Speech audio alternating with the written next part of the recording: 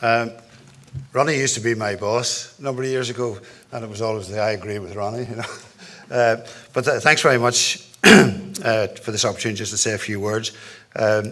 It's actually a pleasure to come here tonight and not talk about golf clubs, which seems to have been the preoccupation of Community Relations Week, about whether we have sectarianism in golf clubs or not.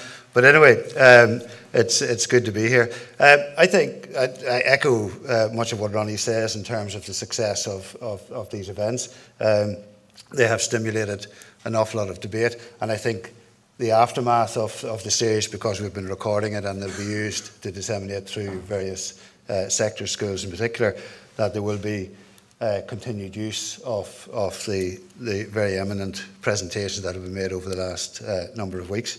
I think we also need to we will be thinking in the near future about where we go with this, because I think we shouldn't just sort of draw it to a close now. There's so much more to be said and discussed over the coming year. So I think a lot of thought will go into where we go with the series. And I think one of the ideas we're talking about that we might create at a future point in time a sort of a round table event whereby a number of speakers would be brought in to try and synthesize and draw conclusions from the various presentations that we have brought together.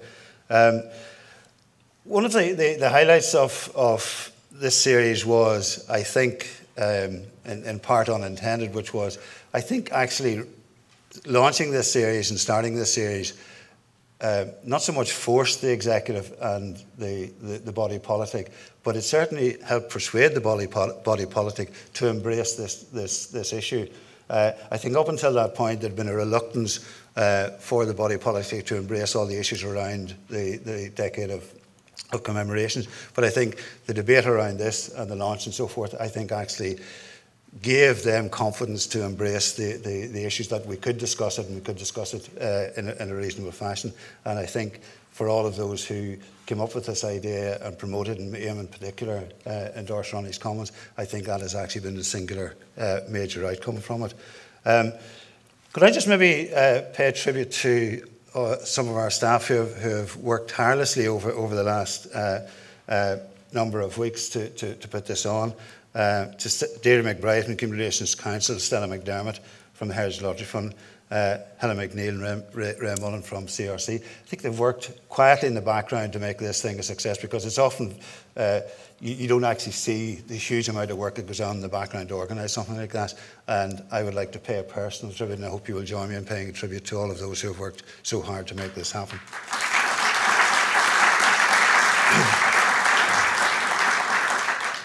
It's my great pleasure to hand you over to Eamon, who will continue to chair these sessions in the most excellent manner that he has conducted them so far. Thank you very much.